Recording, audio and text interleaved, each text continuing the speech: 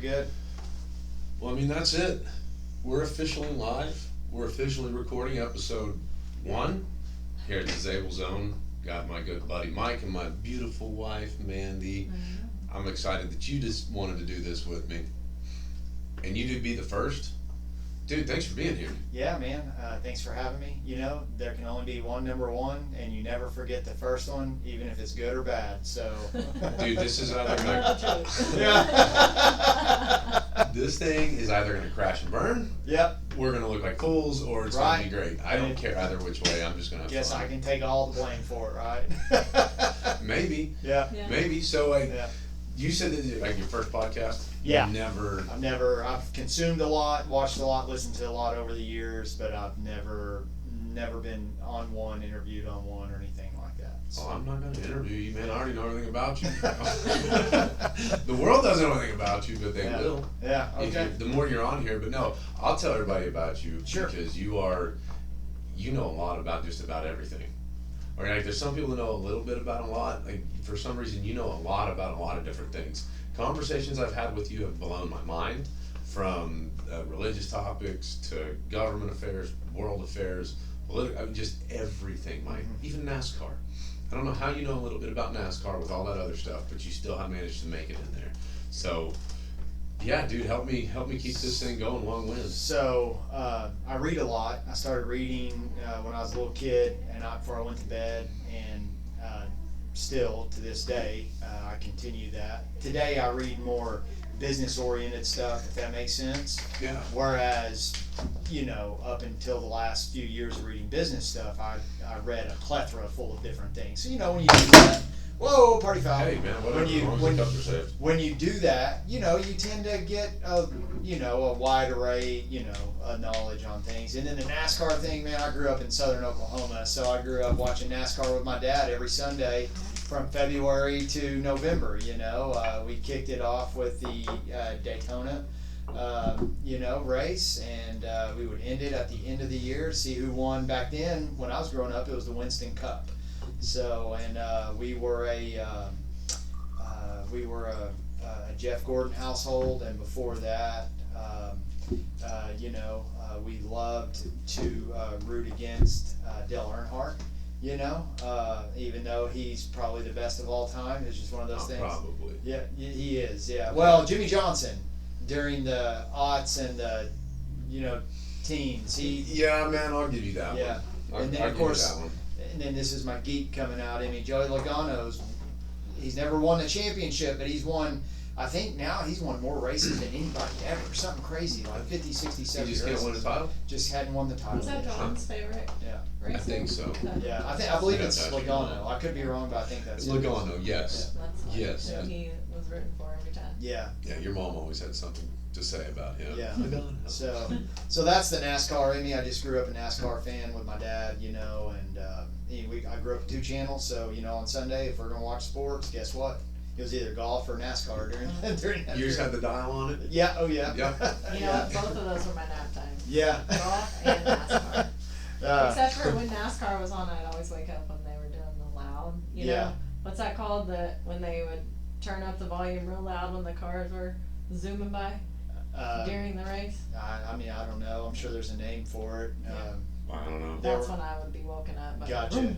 Yeah. Oh, you mean when they started at the beginning of the race? No. Okay. Mid-race sometime. Oh, mid-race. Okay. I don't know. It could have just been someone turning the TV up on you just to wake you up. Could have been that too. Time to go to the store. But yeah, man. We have an opportunity as people to read and learn about things. Why not? Take that opportunity. So that's how I that's what makes our conversations over the years so much fun, because I have read vast, some of the stuff is stupid that I've read about, but most of the stuff that I've read and watched is absolutely pointless, but know. it gives me puzzle pieces. Yeah.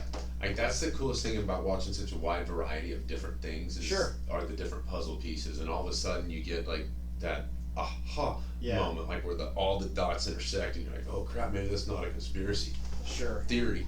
Yeah. Maybe that might be true.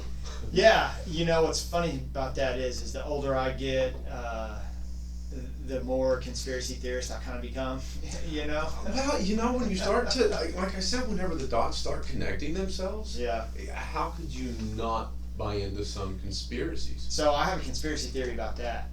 And my conspiracy theory about that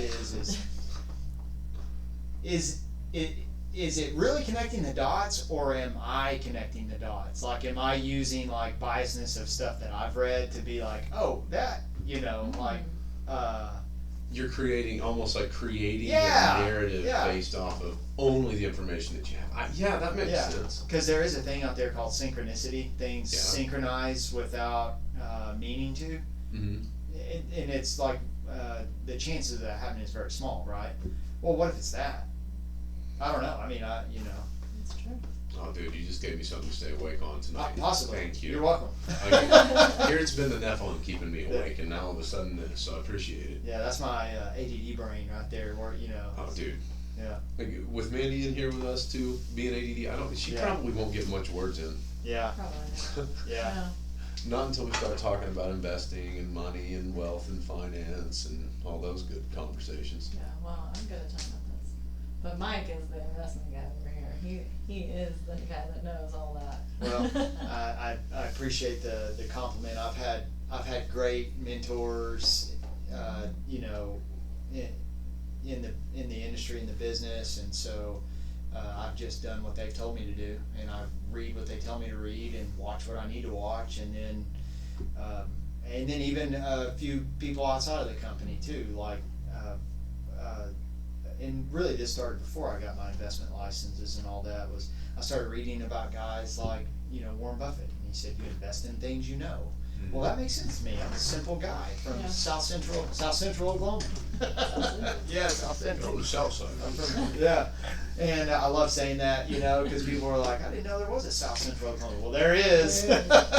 You get south of the Arbuckle Mountains, and you get down in there. Made it. Look, we gotta be careful talking about them on this show, because that's right. it gets down there. That it They does. take it personal. That's right. So I'm related to a whole bunch of them. So I think we'll get it. Yeah, that's right. So, but yeah, so I've had some great mentors. So I can't take all of the, you know. Yeah, but I like to call you when I have questions. Well, so you've got the wisdom that, you know. Well, and I I can appreciate lean on that. too for that. Yeah, you definitely add a lot of value to it for sure. Just in our day to day, helping with our clients, some of the strategies that we put up. And, you have been doing. You got your investment license, started getting your securities license when? 2011. 2011. Yep. So that's whenever the economy was really fun. Yeah, you know. Rebounding, I guess. Yeah, so it was starting to pick up, or it had, you know, started the recovery. It was a slow recovery, but it had started to recover. But I passed the first investment exam on July 3rd, the day before July 4th. And I celebrated, you know, that night by going to a wedding with my wife. And then the next day we went on vacation, which was fun. So that would have been terrible had I failed. Oh my God, that would have been the worst. Yeah, it would have been worst or best vacation. And we went down to Port Aransas to my wife's grandparents' place down there, and that was a blast. And we were down there for 6 or 7 days, and we came back, and I took another week off of studying because I'd been studying for. I had taken. Have you guys heard of the company Test Teachers? Do you guys remember that investment I think I've exam? heard I think they. of it, but I haven't seen. I think they. I hadn't seen them in a long time, so I think someone bought them or something. But great company that I used to take those exams, and so I did their 30-day study prep in 14 days. So I set the exam for a certain day, and I finished the investment class. So I did their 30-day study period in 14. So I pretty much You crammed. Oh sure. man, I totally forgot what my wife and kids looked like during that period. You know. I kind of forgot what you looked like in that period too. So locking you in the bedroom. Very little sleep in those 14 days, and then, but hey, at the end, you know, I passed it, and then we had the celebration, and vacation, and then I came back, took another week off, and I did the next investment exam. I did the same thing. I did their 30-day in 14 days, and I took it on July 27th or 28th, and I passed it. So I got licensed in 2011 in the same, got both of them in the same month. So you'd say if you're a good studier, you read a lot, you'll have no problem passing those exams? not saying that, because one of those exams, it was the third time I had taken. I just barely not passed the first two times, you know. So but the second one, I passed it the first time. And I think that was the experience of taking the other one 3 times and learning how to really study and learn the material. Because there's a lot of material, as you guys know. Tons, you know? Yeah. And in a lot of cases, it's not about how smart you are. It's, you know, picking up on the little, I tell you what really helped me. And this goes a shout out to my 8th grade civics teacher from Marietta Middle School.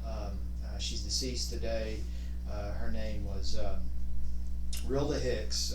Mrs. Hicks loved her to. Yes, let's toast her. Hey, man, to the first show and Mrs. Hicks. And oh man, that's good. That's real good. But she taught us a study method called SQ3R. And this was in 8th grade civics. It was the S stood for study, the Q was question, and then the R's were read, recite, review. That helped me so much in the 8th grade. I used it from 8th grade in every class through grad school in college. Really? Yes.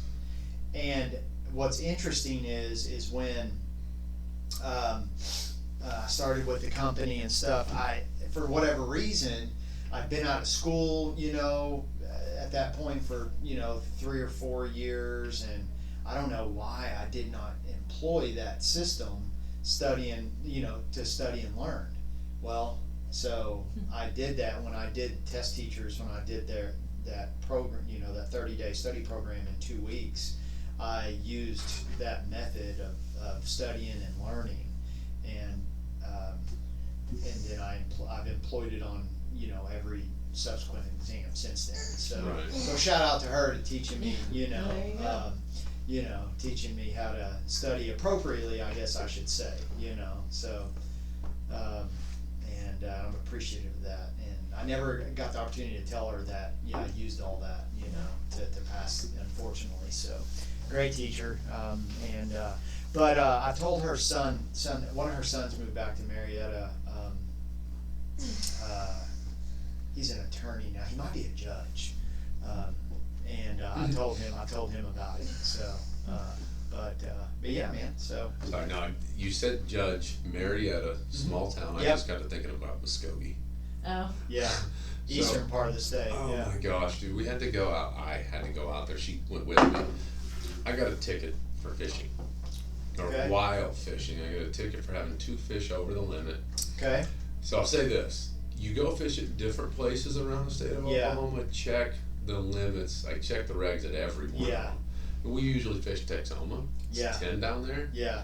Where we were, I'm gonna leave that in quiet. But where we were, sure, it was 5. Oh. And so by the time the warden came to us, he was like, "All right, boys, how many y'all got?" I was like, "I got 7." My buddy said, "I got 10." He said, "We all know what the limit is?"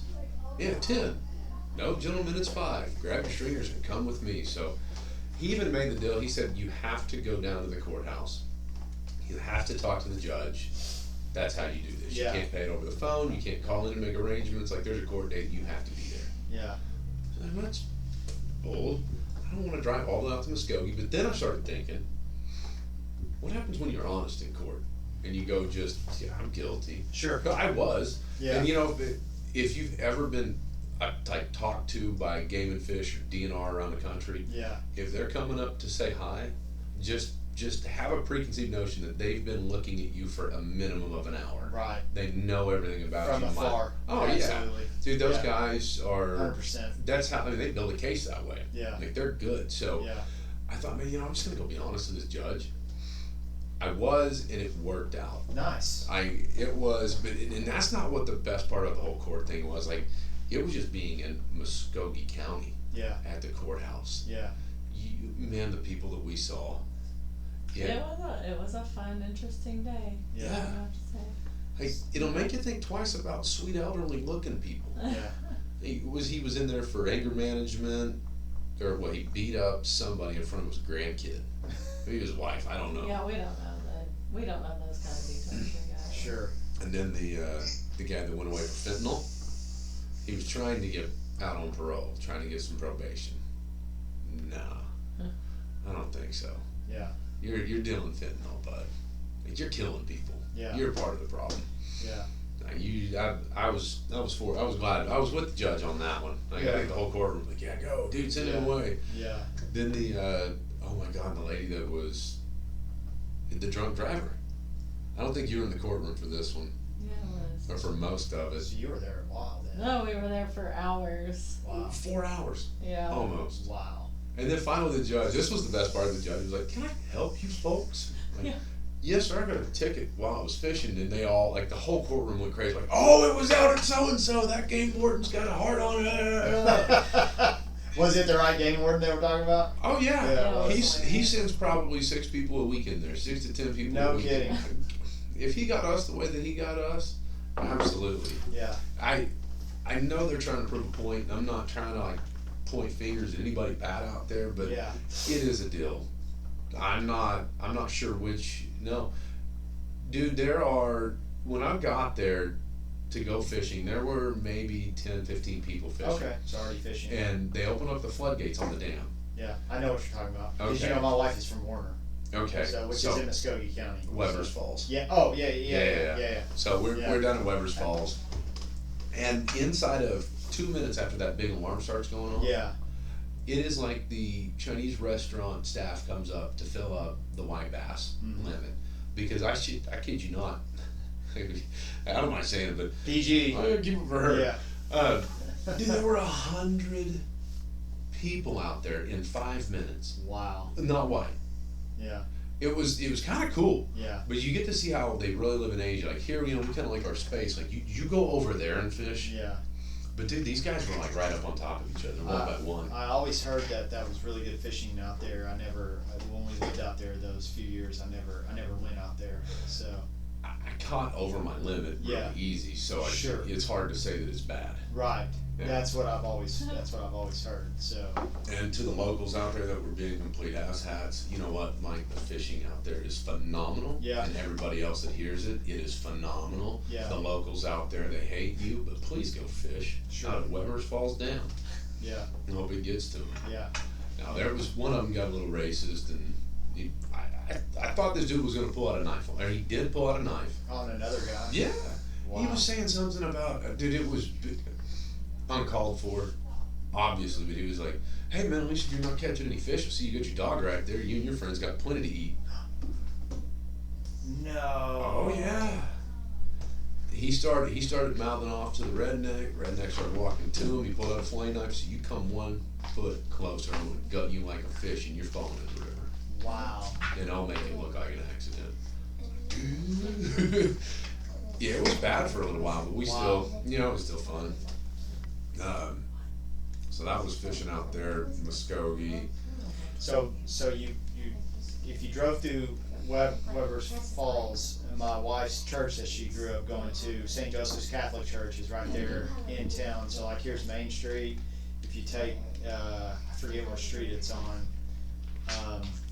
It's the first building's right here. So if you take a left, the church sits on whatever street that is Okay. right there. Yeah. So My mother-in-law still plays the organ there, and my wife's entire family, mom, dad, everybody, brother and his wife goes to church. Sister and her husband and kids go to church there. So when we go visit, we go to church with them there. So you got a place, yeah. Yeah. We didn't actually go through Weber's Falls, the fishing Yeah. is on the west side. Yeah, that's right. But I've been through there one Yeah. time. Well, actually, whenever we all went Did y'all go into Gore?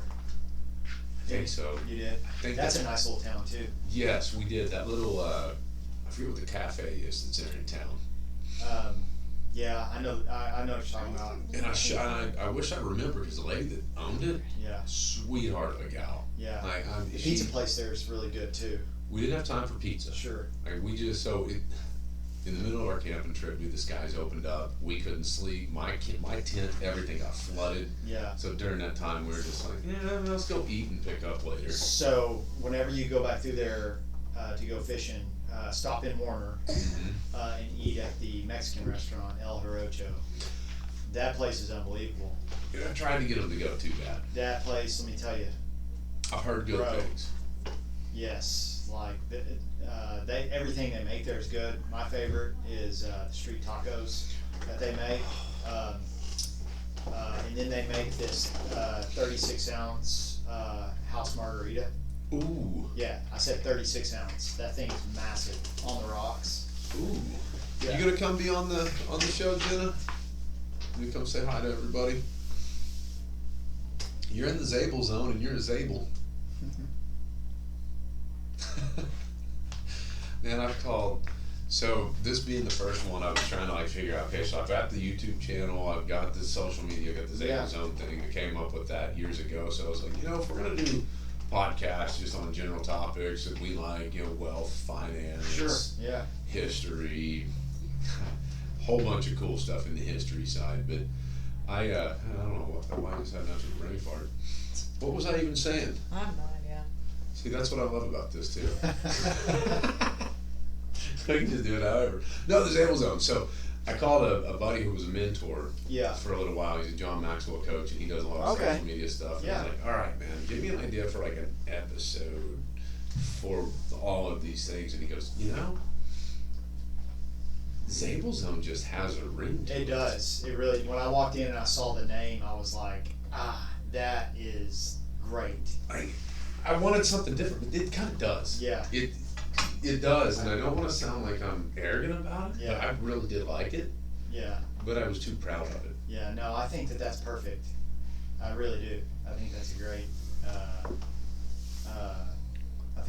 name. When I saw it, I was like, that is... It's catchy. Yeah, it's catchy, and then it,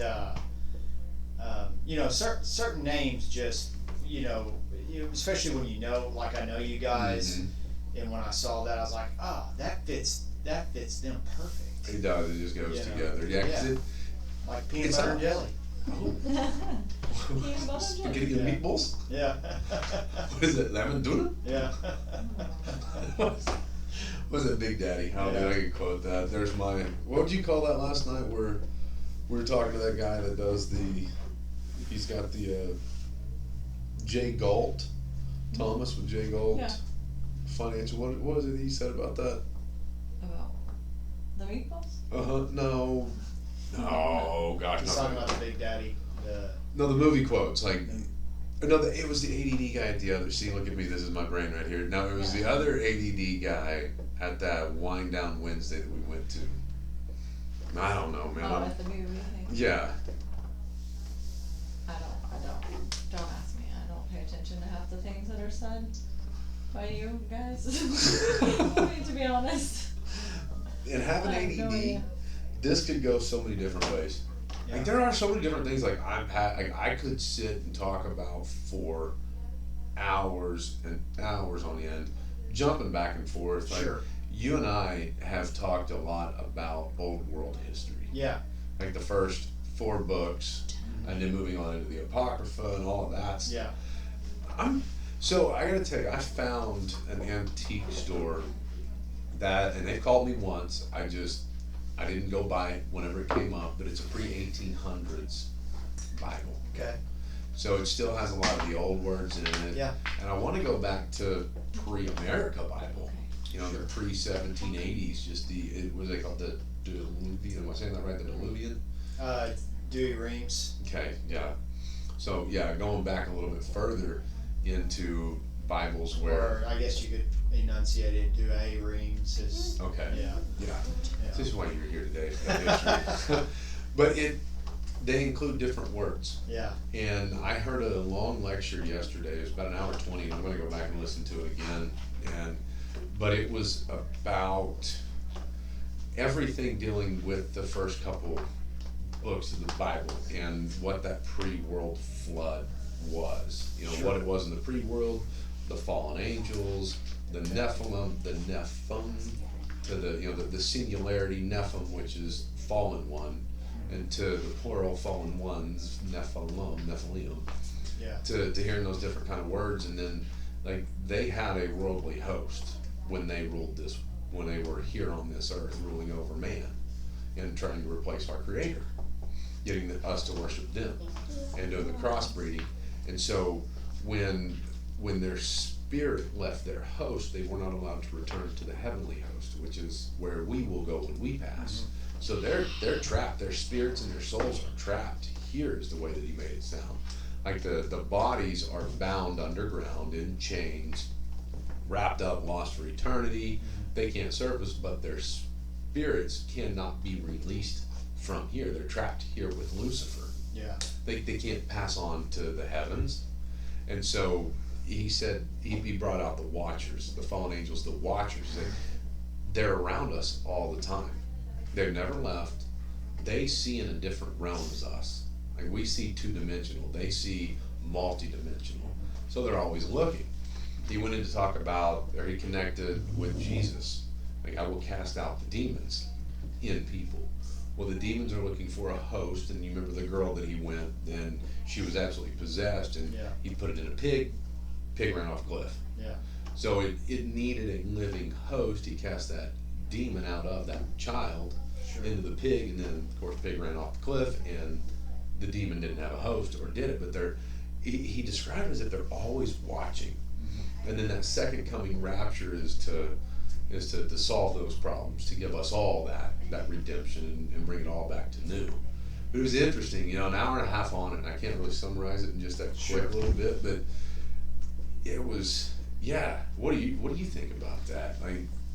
Well, so the first thing that when you mentioned the first two books of the Bible, the first thing that came to my mind is that a lot of times we logically and realistically try to imagine or put God in a box like us, but God is he is outside the bounds of time and space and all that, right? Because if he's the creator, which I believe that he is, then therefore he created all of this. Yeah. So so that was my initial thought that he's outside of time and space and everything. And the second thought was,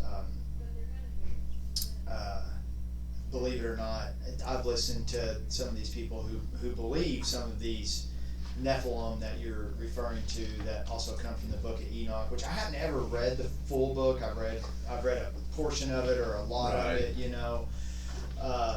Some people believe that if those are the story of the Nephilim are true, then they're what you mentioned. They're demons possessing people across the world, right? He also, and I use the word demon, and I'm mischaracterizing, but he used the word demon, and that's where my brain knows that word. But he used it out of the modern Holy Bible context, which you and I both know, and I think everybody would agree that that's a translation that is taking in the not literal sense, but there's different translations that are about it that don't go back and tie into the original Hebrew words. Yeah. Well, and languages are so they don't always translate exactly the way people expect them to, right? Mm-hmm. So I listened to a guy one time. He's one of the few people on the planet that can speak. Jesus' language is Aramaic. It's a dead language, which means there's either no one speaks it or very few people on the planet speak it. Well, he's one of, I can't remember how many thousands of people that he told me that could speak it. And the gentleman was a linguist, could speak about 13, 14 languages. And he told me that what they think in the linguistic world is that Jesus' language of Aramaic was only around 15 to 25,000 words. Now, Right. now think about that. Modern day English, we have over 300,000 words. The last time I read about it. Today there could be, with all the different things, and that was 15, 20 years. There could be 50 to 100,000 more today. You know, who knows? So I think a lot of times when we look at some of these translation, is it a transliteration? Meaning, is it, you know, exactly what was being said, or did, because there were a lot of things that Jesus and his family spoke, and even in types of Greek, and then of course Latin. You know, they didn't have all the words that we have today. Mm-hmm. So, you know, so many, or the way they use words might be used for several different types of people, things, or places, even context, possibly. Right. You know, so I think it's really difficult to judge on some of that. So that's why in a lot of cases I look at, well, what were the actions, right? What were the actions of people in Scripture? You know, yeah, you can say one thing, but what also was their actions in doing so, right? Yeah. So, and if their actions back up what they're saying in Scripture, then that's probably what they meant, right? And then we even argue about that to this day as well. So, Yeah. So go figure, right? But you know, one of the neatest things about it though is, and I'll say it like this: I grew up in a religious church, Sure. and I'm not gonna knock any of it here today, but moving into I guess you could say the non-denominational Yeah. faith, there's so much in, I'd say, both of those, Sure. that it's, you know, kind of centered back into the same thing. Jesus is the way, the truth, and the life. You know, we just acknowledge that he was. Come in, is that okay? Yeah. Come in and interrupt. Here, we got room for you next to Mike if you want to talk. Good. I don't want to talk. No? Well, tell everybody hi. Hi, everybody. No, they still can't see you. Great. I better not see. No, I was gonna see. Okay, I'm about to run. Bye, sister. She's in the zone. Yeah. Y'all have fun. In the same zone. That's right. Yeah. The same. So there were so many things that I learned in the religious church, Mhm. but then moving into the non-denominational, and I'm gonna call it the big box church, you know, Sure. where you come to receive the understanding of Jesus Christ at those churches. But Yeah. there was, and I'm gonna say, almost no discipleship. And through all that, you know, what's the most important thing? To know the Word of God, to know that Scripture. Sure. Just read it. Yeah. And I remember one day, I have been the type of Christian that will open the Bible and read here, read there, read here. Like, Yeah. I don't think I had ever turned into the book of Ezra. Yeah. Or, I don't know, there's some other books that I don't even know exist in the Bible Sure. that are this big that I've never even considered. Right. But finally, after the new church that we're at, it was read the Bible, word for word, page by page, and then find the intersections in it. Yeah. And from there, the truth kind of finds itself. Like, the truth reveals itself to you when you're searching the Word. When you're reading that Bible front to back, back to front, and then you start studying some of the other historical stuff that are around those times. You know, the only thing that isn't really documented is pre-flood in the Bible. Everything in that Bible is provable. Even some of the stuff that was pre-flood is provable. So there's so much to go into it, but then you start reading it, like I said, and then it's like, oh my gosh, Yeah. this is the truth. Yeah. Like, there was some real world stuff going on pre-flood. Yeah. And it's easy to say that, look at the damn pyramids. Yeah. How did they build them? Back to this one. I'm gonna be on this conversation until the day that I die, man. Hey, the other day I was reading something, and I read probably the greatest thing ever that I've ever read. How they think somebody came up with with some sort of idea on how the pyramids were built, and I guess I don't know how they do this. I'm not a scientist, or I don't know how, but I guess they can tell from pictures way up in space. They look at the ground, they can see where old riverbeds and stuff like that are, right? Mm-hmm. So apparently, this theory is that water flowed next to the pyramids much closer than what we have previously thought. Like they moved they moved the stone right up the river, and then they had to move it well, it'd still be quite a bit of feet, but compared to what we thought, well, maybe that's it. Because a lot of people think aliens did it and all this. Listen, I know today.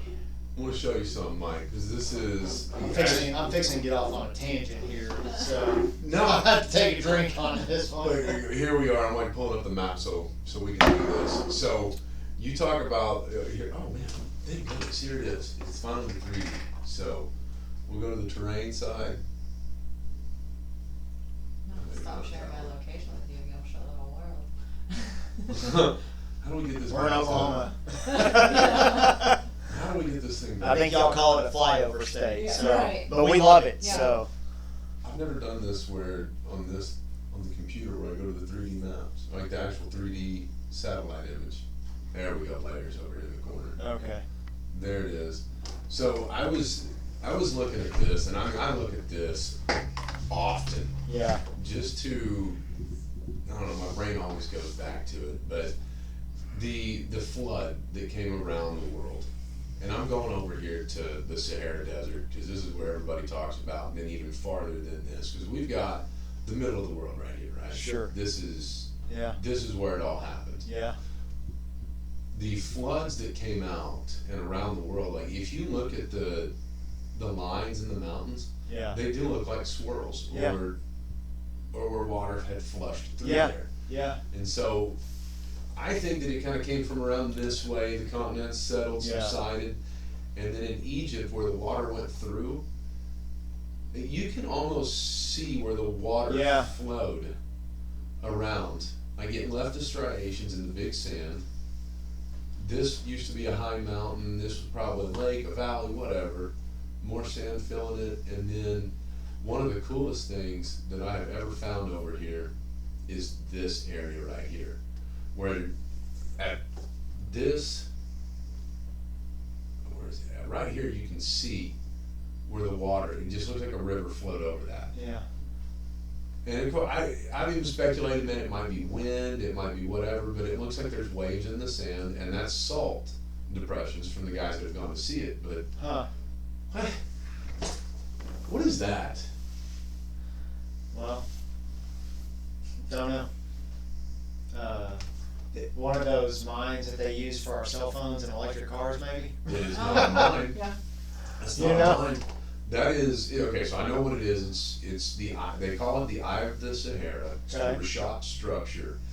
And I believe it is maybe Jimmy Corsetti that talks about this. Randall Carlson backs it up. There's a lot of guys that back this thing up as it, the size and dimensions of this structure almost match exactly Plato's description of the lost city of Atlantis. Oh, with the rings and all that? Huh. So it was an island separated from waters all the way around.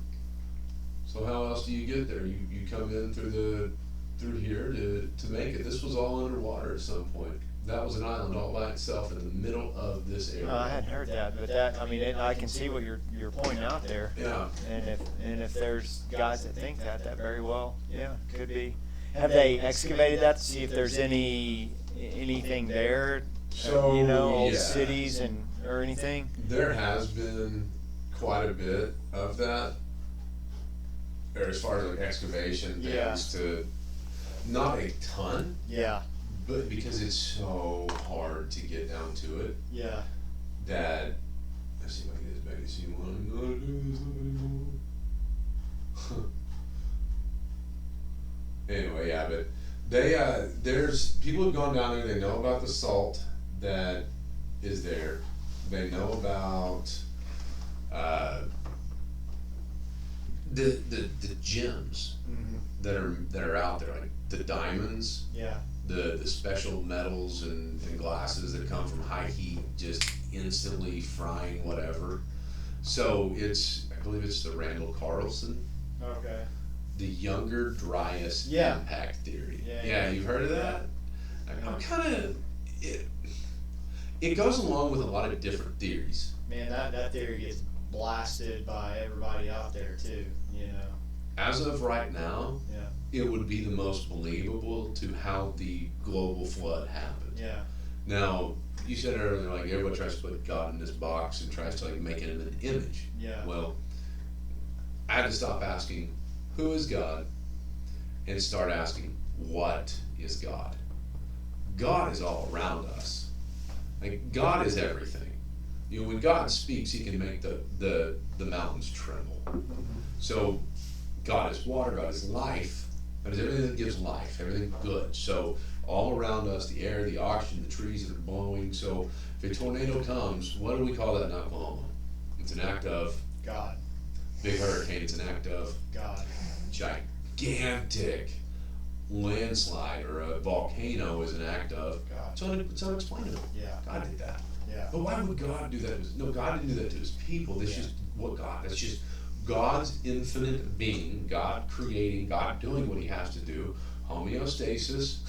You know, he has to it has to fix itself, has to balance itself out. So where do all these global catastrophes come from? It's an act of God. We cannot explain it. So I do believe in the Bible where they say, like, no, God did this thing. I'm like, yeah, that was God. Well, and that's Just also you guys knew God differently. right, and that's why all the ancient peoples before Judeo-Christianity came along, they had gods for everything. I mean, there was multiple gods for every little, every little thing you could possibly think of in all these different religions, and today what you would call pagans, is what they became known as. But the Greek gods, the Roman gods, that sort of thing. So. The Norse gods, all that. There's a whole plethora full of them out there, And on those can all be tied back to the Anunnaki. The I've read men that of, too. Yeah. and I think it was as in the men of old, Yeah. the men of renown. Sure. Was it the men of old? And Adam was 892 years old. Sure. That's a man of old. Yeah. It's a man of renown. Yeah. He is wise. Yeah. Like, just in the 10 years I've actually been using my brain, I've learned some things. Yeah. There's some people who use their brain fully for 60 years and they're freaking brilliant. They Right. use it. Dog, let's put 800 years on top of that brain. Functioning 800 years. Yeah. Like, I might study some stuff. Yeah. I might get good at playing the piano one of these centuries. Yeah. Like, I get that one next century, man. Y'all don't even know the styles are going to change so much. Yeah. And then, so there's Nephilim, there's all those conversations, and then there's finance. Yeah. Which I know I know that you want to talk, so I want to get involved in that I'm one. just dying to say more here. I'll throw my little quirks in there, whatever. Y'all are the ADD brain talkers over here. I know, I'm like trying to get you in this conversation. How do we do it, man? How do we do it? I don't know. So we thought about something, and I want to hear your thoughts on this. Okay. Kate is going to be a regular in here as well, so Okay. come back in from time to time. No, I mean, with you in here, Sure. with you and her too. Yeah. Just 4 is the max. But I thought about doing kind of like a dating game with Kate. Oh yeah. Yeah, she's always looking for a guy. Why can't we just narrow it down right here? Like, we do all the pre-interviews, get it lined up, and then do a fun dating game. Right here on a podcast. Didn't they, like, on MTV back in the day, have like where you called in anonymously? Am I imagining that? Or they had a game show? They that- did. And something Jenny like that. McCarthy was the host, I think. Yeah, I can't remember what that was. That was during the 90s. I cannot remember what that was called. do something like that. No, I'm kidding. Dude, that was back I mean, whenever. Mike, we were having a great time in the 90s. Yeah. Oh yeah, we were. That was when we were partying with innovation, man. Yeah, that's We were right. having fun, dude. That's We were, right. we were rocking the starters back then. Times were way simpler back then. Oh Oh, yeah. man. Yeah. What you wouldn't get for a landline and no cell phone today. Oh, we were just talking about that last week, I think. I was like, man, sometimes. But this we're is so nice. connected to them, like we can't, like our businesses run Yeah, off of it. right. Just sitting here right now, like I'm actually gonna But miss it's also, something. people are like, they think that they can have access to Right. you 24 hours a day because of that. Because of that. Which, Yeah, you know, when we had landlines and we would be gone all day, yeah. we'd have to check our messages when we got home Right, and return the phone calls whenever, right, you know? And if it was somebody we really wanted to talk to, we'd call them back that night. And Right. that's probably the last person we talked to that night. You know Right. what I mean? Yeah. So, but now it's like everybody thinks that they need access to you all the time instead of, oh, they're probably busy at work Yeah. or doing something with their family, you know? Now it's expected of you to answer your cell phone at all times. Right. You know? right. It's crazy to me. I don't know, I'm kinda training some people around me. Oh yeah, you didn't answer your phone again. I mean, Like, yeah, no, I don't answer my phone the Right. vast majority of the time. Vast majority of the time, I'm in something right now. Yeah, right, Mhm. and, you know, it has made our lives easier in a lot of respects, right? Yeah. You know, I tell you what, one of the, most underappreciated function of our phones is how fast we can print something or send something to somebody. Right. That, like, those two things right there, you know, we forgot a doctor's note for Emma one day this past school year, and the lady said, well, can I just scan an email to you? I was like, yeah, and I'll send it on to the school, cause they accept emails as well. So I was like, yeah, that'd be great. She sent it to me right there while I was in the car, and when Emma was getting out, I just emailed it, you know. Yeah. So when she checked in, you know, That does make it nice. that is nice, right? So there are some Yeah. positives, but the negatives, that sometimes I feel like it kind of outweighs because we are expected to be, you know, to be on call all the time, Right. 24/7.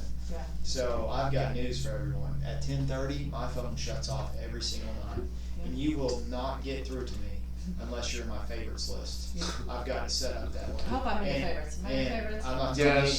Yes, I've seen it happen. I'm not. I'm not telling people who are on my favorites because I don't want to Not make like anybody. calling at 10:30. Yeah, not you. Yeah, but and here's the thing: you have to call twice, or text twice. So and the second time it'll make the noise is what it'll do.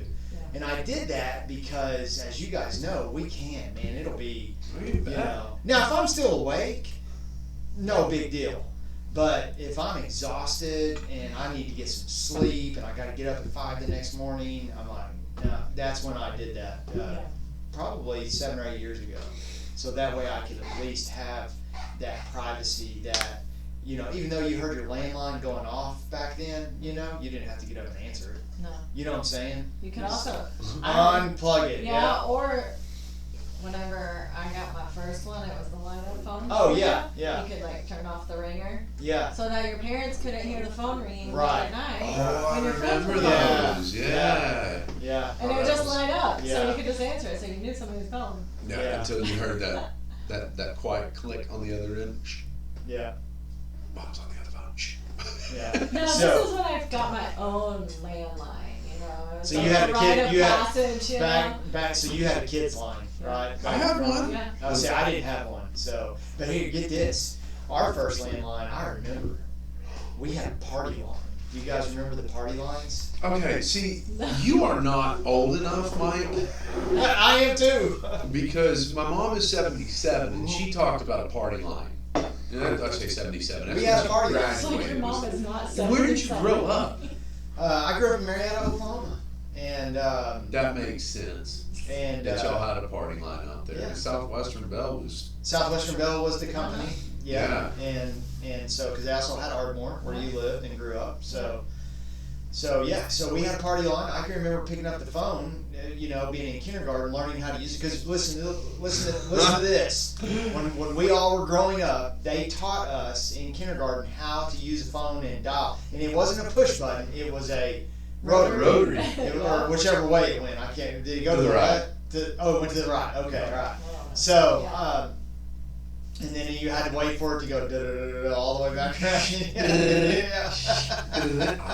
That was 9. Yeah. And so in kindergarten, I remember the first month or two of school, here you are 4 or 5 years old, they teach you how to use the phone. And I remember that you had to get like a few people's phone numbers at school, and then you had to call them. Our homework was to call them and just call them. That was it. And you had to, it was only so many. It was like 3 or 4 kids in your class. Yeah. And anyway, I'll never forget a couple of times picking up the phone and hearing people chat on it. And it was one of our neighbors who was on the party line with us. So then you had to wait till they got off the phone so that you could call. How would you know they got off the phone? Is it something you just pick it up every once in a while? You'd hear a dial tone, just like, yeah. Okay. Yeah, but if you picked up the phone, you would hear people talking. And I would assume, I just heard people talking. So I remember it as a child, and I just was like, And I remember telling Mom, I'm like, hey, someone was on the phone. And she was like, yeah, that's because they can be. I don't remember what she said, but they can be, because no one else was home, right? And we only had one telephone. It was on our, that was back when you only had one telephone in the house. And usually kind of in the dining room area. Ours was in the kitchen / nook area, breakfast nook, where we ate. Somewhere by the kitchen. Yeah, it was. It was on the wall, and it was a big, giant yellow one. Like you could not, my God. Like it was bright. Like, see, this is bright orange. This was bright. It was bright yellow. It was like that yellow. Yeah, that it famous was. egg yellow. Yeah, yep. And you couldn't miss it. You knew, right? And it was the only phone we had. And I didn't know till years later that that's what it was called, the party line. And by the time I was 7 or 8 is when we got our first private line. So I was probably in the 2nd or 3rd grade. Yeah. We were up late last night. So, not me too. I was up late and I woke up at 5. So, but that's why we got alcohol. So, no, I'm kidding. That's making me more tired. So. Yeah, not a whole lot. I just wanted to celebrate the one glass on the. Yeah. On hit and record. Man, this is kind of exciting. Yeah. Yeah. You want to be #1. That's right. Whether it's good or bad, everyone always remembers the first time. That's right. That's right. We're gonna remember this. We're gonna remember this forever. We got some. It's gonna be fun, man. We got some pretty good guests lined up. That's good. We've got some leaders from the South Oklahoma City Chamber and just some big affluent economical development leaders around this side of town. So I'm really excited about that. I think Brian Mon, Commissioner Brian Mon. Okay. He's agreed. He wants to come on. Cool. I'd love to hear more about what he's got, and it would have been a lot cooler if we could have started this one, a little bit way back, because we've got some. Sure. We got a vote next Tuesday, right? Yeah. Yeah. We do. And it's the preliminaries.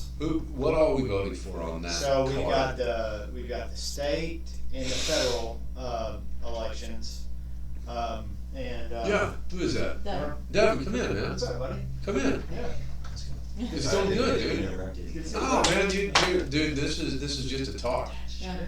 You got a few minutes? You got some time? Or you gonna do something, dude? Pull up a seat. Pull up a chair, sit between the mic. So we'll sit next to the mic. Should I go chug some beers first?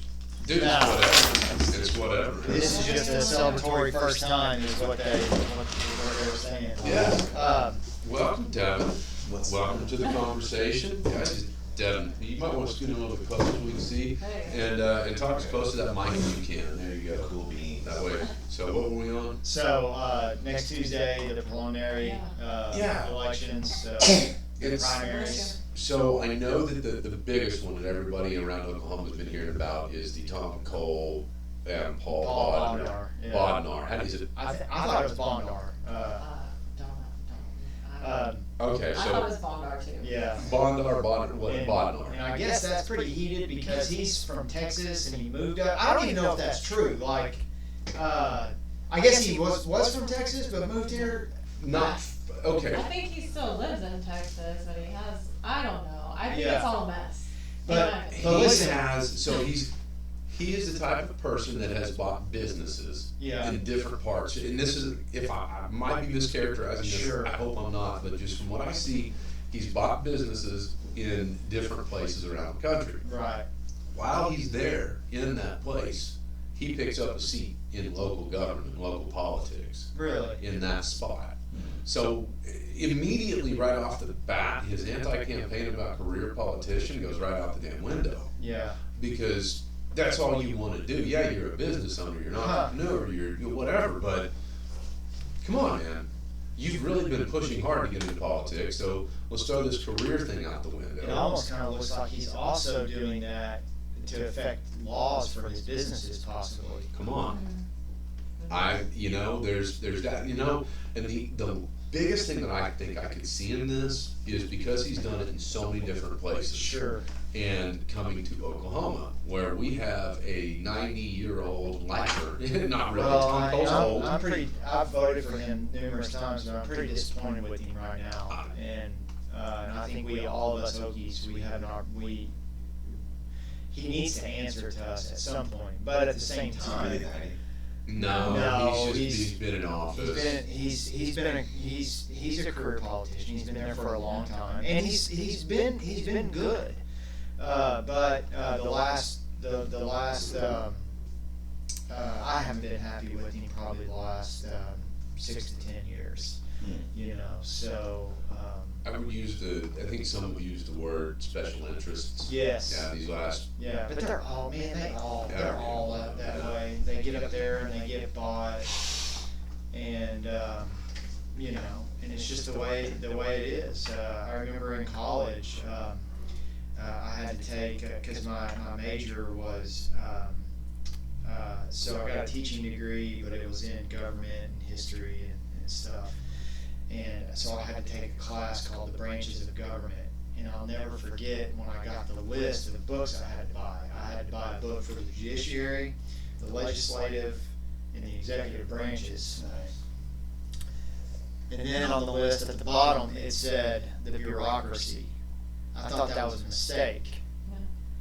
Right? Here I am, 21-year-old young punk, man. And I'm like, that can't be right. The bureaucracy is just a thing. It's not a form of government. So I went to the professor's office that requested us file for those books.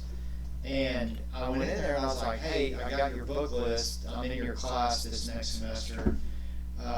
But I didn't think that this was right. The last book on the list is The Bureaucracy. And he was sitting at his desk and he put his head up and he goes, sir, you will find out that is the fourth branch of government. I'll never forget him telling me that. And I still have that book to this day. And that was in 2021.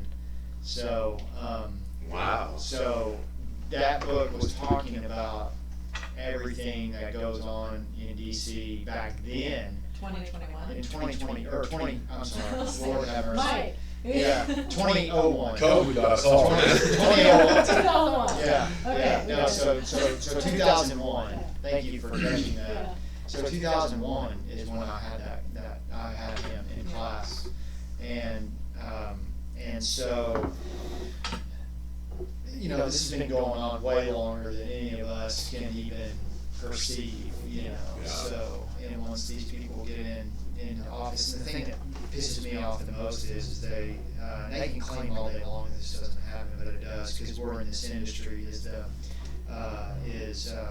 They get to see and find out when these companies are changing stuff or stock splitting and stuff. Oh, And then they go invest, and they make all this money. But if any of our clients or if we were to ever do anything like that, we would be we would go to jail. The hammer would, yes.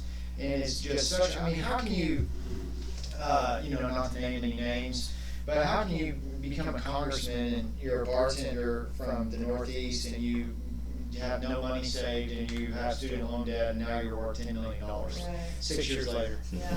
I mean, Well, like we. I know you don't want to say that it was Alexander Ocasio-Cortez, but I will say it. I'm going to be unapologetic. And she's not the only one. Now they're on all sides. They're all Yeah. sides. bartender. She was a bartender. Which is fine. Which is fine. Which you know that. Which is fine. The That point I is- was making is her being in debt, and now she's got a net worth supposedly. So I don't know if it's that much. Right, and I was how being long has she facetious. been- Is this her 6th or 8th year, Yeah. possibly? Like, So- and we know from being in this industry, you just don't become you don't become a multi-millionaire that Like fast. that, right. So Right. there's got to be more going Not on. enough enough. She started a business. I mean, Right. what? Right? Like lobbying firm? Well, is that not a conflict of interest if they did that sort of thing? I mean, I thought they had a lead